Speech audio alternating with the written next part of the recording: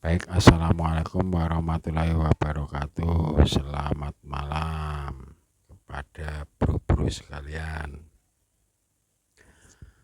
Pertama-tama saya ucapkan terima kasih karena bagi bro-bro yang telah subscribe, like, komen, dan yang hanya melihat ya juga terima kasih telah menonton channel saya Rospring. Kalau websnya rospring.webs.com itu Rospring Drafter. Sebetulnya dunia arsitek tapi nggak tahu, tiba-tiba nyanyi, tiba-tiba kemana-mana. Baik, yang kedua, ila hadratin Mustafa Nabiyin Sayyidina Muhammadin Sallallahu alaihi wasallam wa alihi wa alihi wa dzurriyyati wa sahbihi ajmain. Al-Fatihah. Ya, kita sholawat kepada Nabi karena kita akan bicara harta yang berdasarkan agama, maka kita tidak lupa terhadap Kanjeng Nabi yang telah mengajari kita pengetahuan atau bagaimana kita menyikapi harta, bagaimana kita supaya tidak ubud dunia. Jadi yang bahasan yang lalu kita pernah membahas mengenai harta, tahta, dan wanita, dan kali ini lebih spesifik. Dalam kategori ini spesifikasinya, jadi kita khusus harta, mengingat saat ini memang terjadi fenomena, mohon maaf, pamer harta. Memang ya sebenarnya itu fenomena yang terjadi semenjak kita mengenal medsos atau media sosial. Jadi dari fenomena itu bergulir bola salju, artinya dari aksi itu akhirnya ada reaksi dari berbagai pihak bahwa pamer itu tidak boleh, artinya dilarang, artinya ada tindakan, mungkin kalau instansi mutasi atau pemberhentian. Memang secara hukum memang tidak boleh, ini ria atau pamer itu tidak boleh. Kalau kaya itu boleh, karena boleh, hukum boleh itu pasti koma, tidak titik. Jadi ibarat anak kecil ya, ketika dia mau naik tangga itu pasti orang tuanya bilang boleh, asal berarti boleh ada koma, tidak boleh terus titik, tidak. Jadi kita ini boleh kaya asal kekayaan kita itu kita amalkan, kekayaan kita itu kita sedekahkan, kekayaan kita itu kita infakkan. Jadi hukum boleh dalam agama menurut Rasulullah ini ada tanda kutipnya. Jadi gitu bro. Jadi acuan kita bukan liberalisme, artinya boleh terus titik, itu tidak. Jadi acuan kita karena kita negara Pancasila, ya ketuhanan yang Maha Esa. Kalau mayoritas kita muslim, ya kita bicara mayoritas saja. Jadi boleh asal, boleh koma, boleh ada lanjutannya, ada syarat-syarat tertentu. Jadi tidak titik, dan komanya itu harus baik, artinya boleh kaya tapi untuk menyantuni anak yatim, boleh kaya tapi sebagian diinfakkan, sebagian disedekahkan. Jadi Allah itu saking pemurahnya, jadi maha pemurah. Di Allah itu menitipkan harta kepada kita ini, justru yang besar itu kamu nikmati, yang kecil atau infaknya. Kalau infak itu 2,5% ya, kalau harta kita sudah mencapai kalau hitungan itu dinar itu 100 dinar itu 2,5%. 2,5% itu artinya Allah hanya mewajibkan kita 2,5%. Ya itulah, maka Allah itu maha pemurah. Beda kalau yang memberi amanah itu teman atau sistem manusia ya. Sistem manusia itu yang besar berikan kepada orang lain, kamu ambil untungnya sedikit, seperti itu. Kalau kontraktor itu 10%. Jadi kalau kita dikasih suatu proyek 100 juta, hak kita ini 10 juta, seperti itu. Yang 90 juta itu amanah. Nah, Allah ini kebalikannya. Jadi yang besar itu silahkan Anda untuk memperkaya Anda, untuk tabungan Anda, untuk harta sampean. Allah hanya mewajibkan kita yang kecil 2,5% ini supaya diinfakkan, seperti itu. Yaitu jadi masalah harta itu boleh. Kemudian pamer itu, jadi kalau koma buruk itu kan koma baik, harta untuk kebaikan, untuk 2,5% untuk infak, untuk anak yatim, untuk orang miskin, untuk hak orang-orang yang tidak mampu, seperti itu. Terus yang tidak boleh apa? Yang tidak boleh titik atau koma di belakang koma itu hal-hal buruk. Hal buruk itu apa? Ru'yatun, maknanya ria, tidak boleh. Jadi harta ketika digunakan untuk ria, untuk pamer, itu tidak boleh, jatuhnya haram. Kayanya kalau dari hal yang baik boleh, tapi ketika dibelanjakan untuk hal buruk itu tidak boleh. Untuk pamer itu tidak boleh. Jadi meskipun ada komanya, kalau buruk itu tidak boleh. Untuk bermegah dan bermewah juga tidak boleh. Jadi dalam agama itu bermegah dan bermewah ini termasuk fisabili syaiton. Yang pertama tadi fisabilillah, untuk jalan Allah, jalan kebenaran. Kalau fisabili syaiton itu jalannya syaitan.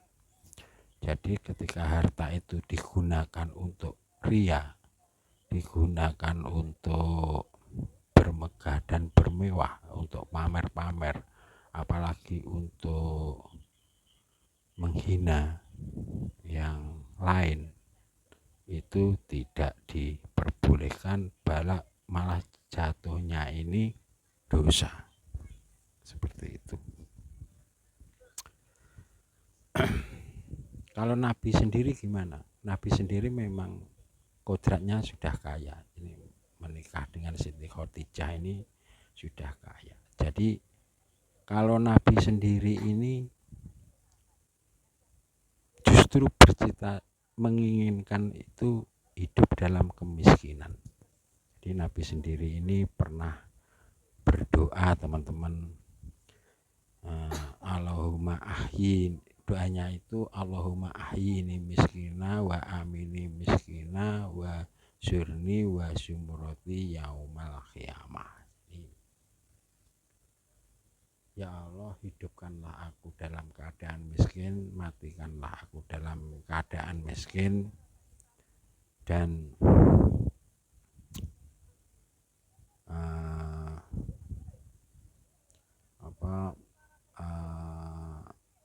pokoknya Nabi ini menginginkan bersama orang-orang miskin.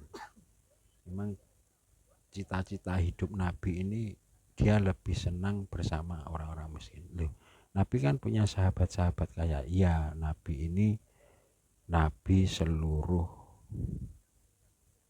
makhluk lah. Makhluk itu ada yang kaya, ada yang miskin. Tapi sahabat-sahabat Nabi yang kaya ini diperoleh dari berdagang, dari hal-hal yang baik, dari pengusaha, istrinya pengusaha. Tidak ada sahabat Nabi yang memperoleh hartanya dari korupsi. Jadi tidak boleh memegang kekuasaan kemudian menumpuk harta, kemudian yang fenomena ini yang saat ini terjadi ya, kalau kita sinkronkan itu terus untuk pamer ini sangat parah sekali. Jadi dapatnya itu buruk, dibelanjakannya juga buruk, jadi sangat fatal sekali. Kalau sahabat Nabi yang Sayyidina Utsman itu dapatnya itu baik, dibelanjakannya kepada hal yang baik. Jadi seperti itu. Dan sebetulnya kenapa kok boleh? Karena sebetulnya tujuan kaum muslimin bukan kaya. Kaya itu hanya alat. Jadi harta itu sebenarnya cuma alat, bukan tujuan. Jadi alat untuk kebajikan, untuk kebaikan. Bahkan harta pun kalau dibelanjakan kepada hal baik, kalau tidak didasari dengan iman, ini juga muspro, juga tidak ada gunanya seperti itu. Bismillahirrahmanirrahim. Ara'aital ladzi yukadzibu bidin fadzalikal ladzi yad'ul yatim wala yahudu ala ta'amil miskin fawailul lil musallin alladzina hum an sholatihim sahun alladzina hum yuraun wa yamnaunal maun. Jadi ketika kita membelanjakan harta kita untuk sedekah, tapi sedekah ini kita tidak sholat, jadi ya tidak dihitung. Atau kita sholat, itu kita celaka kalau kita ternyata kaya tapi tidak membelanjakan kepada kebajikan. Jadi kedua-duanya harus dilakukan, ya sholat, ya melakukan kebajikan. Jadi illalladzina amanu wa amilus sholihati wa tawassau bil haqqi wa tawassau bil sabr. Jadi ya menetapi kebenaran, ya menetapi kesabaran, ya sholat. Illalladzina amanu wa amilus sholihati. Jadi ya sholat, ya berbuat kebajikan. Illalladzina amanu wa amilus sholihati falahum ajrun ghairum mamnun wa ma yukadzibu ba'du bidin. Jadi seperti itu. Jadi salah satu tidak boleh ditinggalkan. Ibarat ilmu itu ya berilmu, ya mengamalkan, ya mengetahui, berpengetahuan, ya mengamalkan. Jadi amal itu ada dasarnya. Jadi amal itu ada sholatnya. Artinya kalau kita beramal tidak sholat itu jatuhnya nanti sombong. Jadi kalau kita sholat itu menjaga, ketika kita memberi kepada anak yatim, kepada orang miskin, itu secara otomatis kalau orang sholat ya ini dari Allah, seperti itu. Jadi apa yang kuberikan ini adalah yang sedikit dari yang banyak diberikan oleh Allah.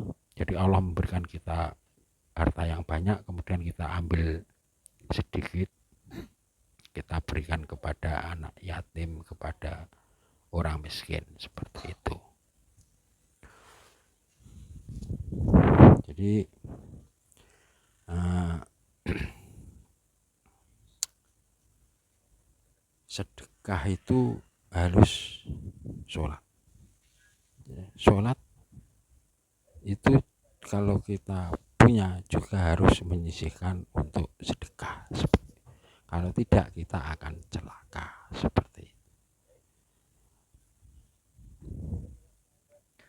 Aro'aita ladzi yukadzibu ba'du biddin, tahukah kamu orang-orang yang mendustakan agama? Fadzalikal ladzi yad'ul yatim, adalah yang mendustakan anak yatim seperti itu. Sholat tapi mendustakan orang anak yatim, sholat tapi tidak menganjurkan memberi makan kepada orang miskin, sholat tapi lalai dengan sholatnya. Jadi lalai dengan sholatnya, maksudnya sholat itu kan di dalamnya ada bacaan-bacaan yang kebanyakan ini mengatur aturan kehidupan manusia. Jadi ketika kita sholat, ya masa kita sholat tunjukkanlah kami jalan yang lurus, kemudian setelah sholat kita tidak di jalan yang lurus, berarti kan kita lalai terhadap apa yang kita baca, terhadap apa yang kita sholat. Sholat itu adalah doa yang paling terbaik, bahkan mengandung sumpah, mengandung janji, mengandung ikrar di dalamnya ini. Mengandung ikrar kita berserah diri kepada Allah bahwa kita akan menaati aturan-aturan yang kita baca dalam surah-surah, dalam mungkin kalau Indonesia ini surah-surah pendek seperti itu kan, itu aturan manusia. Hampir semua surah ini adalah aturan-aturan ketetapan hodrok dan hodar, ketetapan dan ketentuan Allah untuk manusia, untuk makhluknya seperti itu. Nah, kemudian apa sih yang boleh kita tunjukkan itu? Sebetulnya kalau kita punya, seumpama gini, kita punya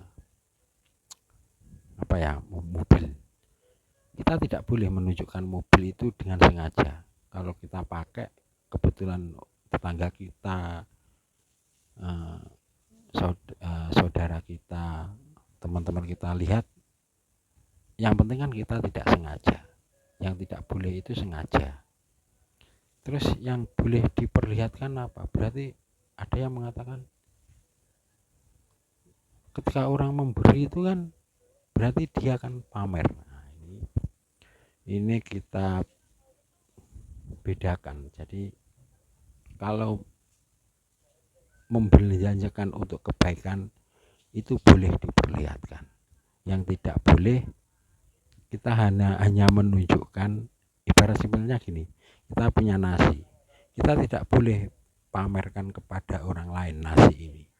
Kalau nasi ada ayamnya, ada ikannya, tidak boleh terus kita tidak memberi. Nah, itu sangat fatal sekali. Apalagi nasinya dari hasil mencuri. Nah, itu sangat fatal sekali. Jadi yang kita boleh, ketika kita pegang nasi, kita ambil sebagian, kita kasihkan ke orang lain. Nah, ketika mengasihkan ini boleh sembunyi-sembunyi, boleh terang-terangan. Jadi masuknya ke syiar. Jadi yang boleh dipamerkan itu memberinya itu, dan itu pun harus dengan ucapan masya Allah, la haula wala quwata illa billahil aliyil azim. Jadi saya memberi ini sebetulnya bukan kemampuan saya, ini loh rezeki dari Allah, seperti itu. Jadi sebetulnya ini harta dari Allah, seperti itu. Terus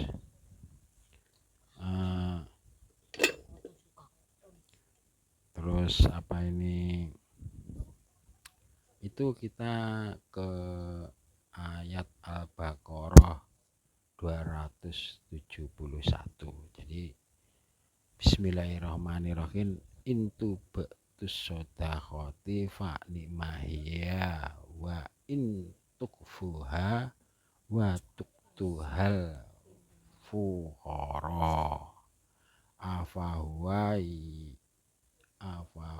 khairul lakum wa yukafaru ankum mangsyaiatikum walahu bima ta'maluna khabir. Jadi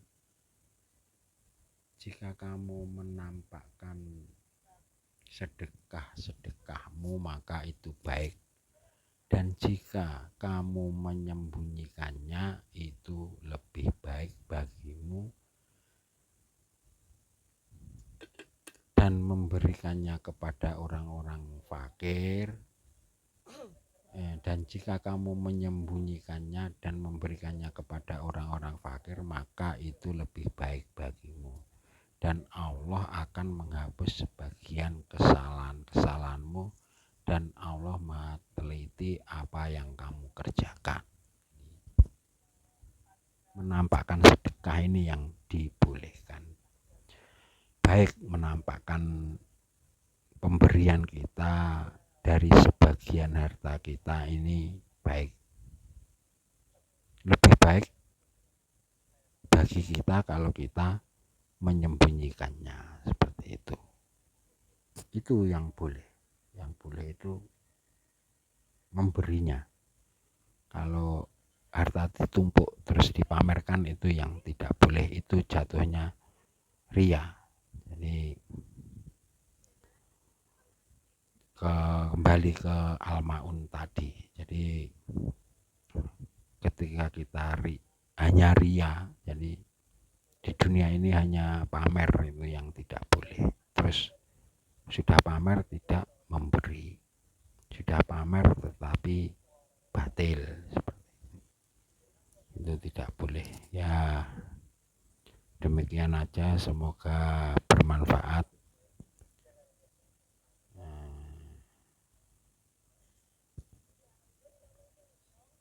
Wallahu a'lam.